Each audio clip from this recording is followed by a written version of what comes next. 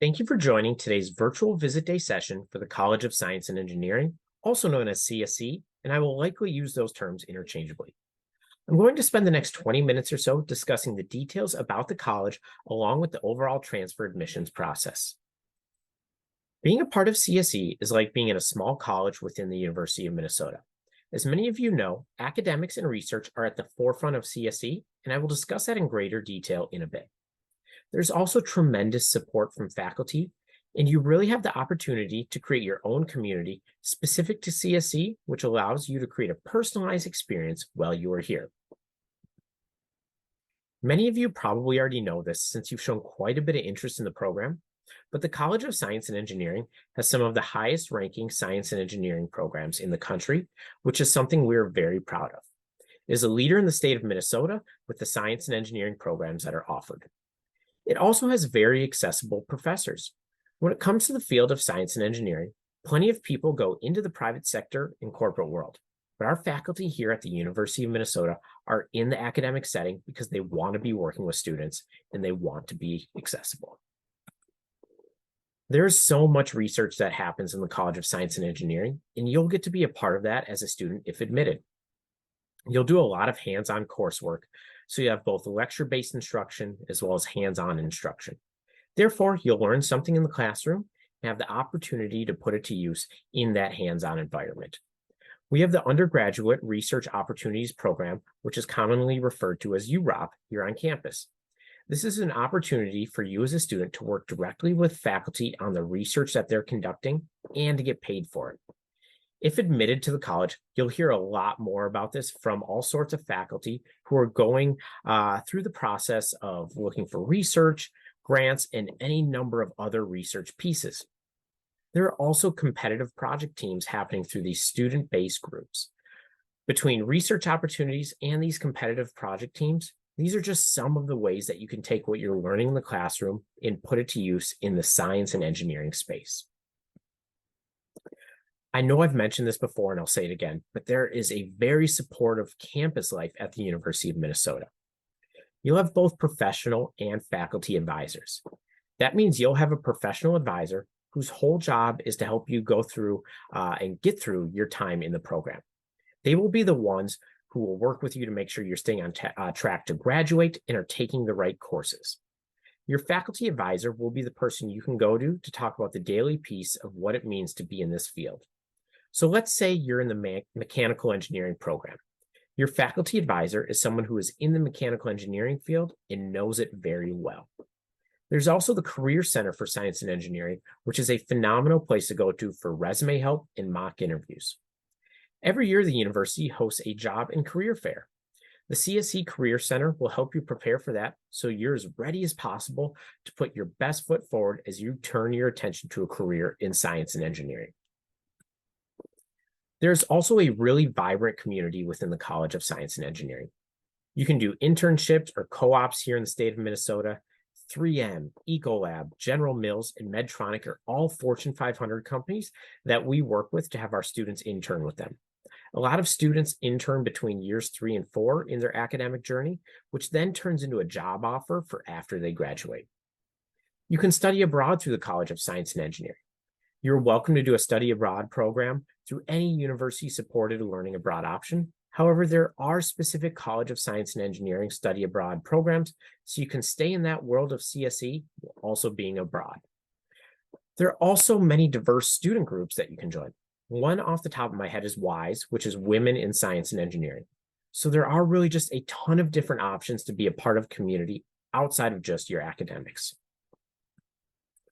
So that was a lot of info on CSE in general. But as you can see, there are quite a few major options within the College of Science and Engineering. I'm not going to read them all off, but when you look at this screen, what you'll see is when a student says, I want to be an engineer, that means so many different things. Or I want to pursue a science degree. Okay, that also means a ton of different things. So I encourage you to review all of the majors within the College of Science and Engineering and think about what might be the best fit for you. All of these majors do have some sort of prerequisites that must be completed to have your application considered for admission. So I would encourage you to think about which major you want to pursue ahead of time so you can make sure you're taking the correct prerequisite courses to be eligible to apply and be considered for admission. With all that being said, let's talk a little bit about the application process. First, to apply to the university as a transfer student, you will need to complete our Golden Gopher application. So there are several different components of a complete application. The first is that Golden Gopher application. There's the application fee of $55. We do have an application fee waiver available in the transfer application that you can fill out if needed. We will need your college transcripts from any previously attended colleges. This includes if you did any PSEO or dual enrollment. We will need those transcripts from the college directly. If you are under 26 college credits completed at the time of applying, we will also need to see your high school transcripts. It is important to know that the College of Science and Engineering is a fall admitting college only. So you cannot apply for the spring, it is just fall admission. The priority deadline for fall admission each year is February 1st, and I really want to stress the importance of that deadline. By February 1st, not only does your application need to be submitted, it needs to be completed by that deadline. So that includes having that Golden Gopher application done, but also having your transcripts received, as well as the missing time form, among all the other things for a completed application. The College of Science and Engineering specifically, and we'll get to this a bit more in a minute, but as I mentioned, there are required prerequisites for all majors. A part of having your application complete is knowing that your prerequisites that you've taken meet all of these requirements. In our general session, transferology was discussed, which is a system that we use to let you know if your credit transfers to meet our requirements. Part of having a complete application is having your prerequisite coursework gone through course evaluation. So for those of you that maybe already applied for an upcoming semester, it is possible that while we have your initial application components, we require more prerequisite coursework information. Without that information, your application cannot be considered for admission because we don't know if it meets our prerequisite requirements. So I really want to emphasize that point. When you're thinking about applying, you want to start taking steps at least 2 months ahead of the deadline to make sure the courses you've taken will meet our prerequisite requirements. If you're considering what courses you should take at your current institution, start looking at transferology now so you know what courses to take that will meet our requirements. So let's now talk about the prerequisites in greater detail because that's a big question we get from a lot of students. For all college and science and engineering programs, there are 4 to 6 required prerequisite courses. These courses can include Calc 1 and 2, Calculus-Based Physics 1 and 2, General Chemistry Principles 1 and 2, and Computer Science. The actual prerequisite courses do vary by major, so make sure you're looking at your specific desired major when you're planning out your prerequisite coursework. The prerequisites are put in place because we really want to make sure that if you were admitted to the College of Science and Engineering, you were ready to hit the ground running with your major coursework right away. So I know these are a lot of requirements, and it can be a little bit daunting when it comes to considering and deciding when to apply, but really these prerequisites help ensure that you're as ready as possible once you're admitted. If you're a situation where you already have those required prerequisites taken care of, and you've verified through transferology that they will transfer over as expected to meet the requirements, maybe you're now wondering what courses you should take before you get to the University of Minnesota. We recommend taking more math, more science, more computer science, and any pre-engineering courses that will transfer and are available to you. These courses will help you become a more competitive applicant. Again, I know I mentioned this a couple times, and I'll probably mention it again, but when signing up for courses at your current institution, please make sure you're using transferology to make sure they will transfer to the University of Minnesota in the way you attended. So when you are going through the application process, or once you get to the University of Minnesota, you're not running into any surprises. I'm now going to talk a little bit more about everything we need to have from you to consider you for admission and then before actually enrolling at the college. So at the time of submitting an application, a minimum of the 3 required prerequisite courses or higher level courses must be completed with grades posted on a transcript.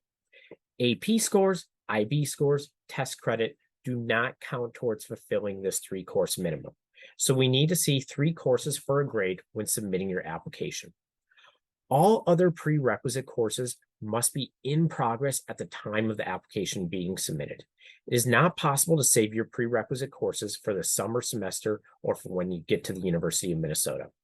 So to reiterate, when you submit your application, we need to see all of your prerequisite courses completed or in progress with at least 3 of them submitted for a grade and the remaining completed during the spring semester before enrolling.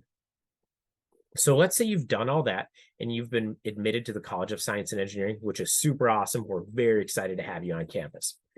Now it's time to think about what needs to be done before enrolling in the college. To start, the minimum course prerequisites still must be completed if they are in progress at the time of admission. So let's say you applied in February and you had Calculus 2 in progress and then dropped that course. Unfortunately, that means you have now not met the prerequisite requirements and your admission would be rescinded. If you are looking to have prerequisites fulfilled by AP scores, IB scores, or test credit, then you also need to make sure you've sent us those scores.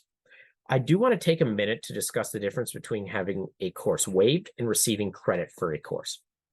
Sometimes other schools will waive a course requirement and let a student go directly into Calculus 2 based on an ACT score. You didn't receive credit for Calculus 1, it was just waived. Therefore, there's no credit we can award for Calculus 1 either.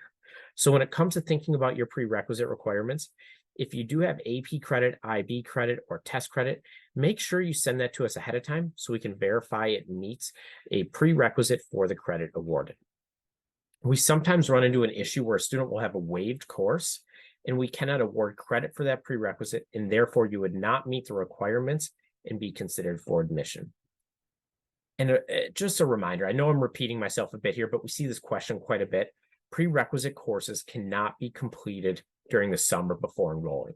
You need to have all of your prerequisite courses completed or in progress by the February 1st priority deadline.